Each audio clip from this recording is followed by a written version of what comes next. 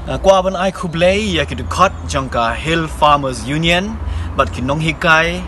bat ki kena school jangka Sunrise Adventist Secondary School, hapo Meghalaya, nakadaba pi arake ya ka Global Youth Service Day 8,000 arpo mennin bani thungi ki dieng bat ki jur haka campus jangka school jong pi. Nia sedang ban rake ya ka neka Global Youth Service Day house nam 8,000 hakapor bang nang tray hapo New York bat ka Global Youth Action Network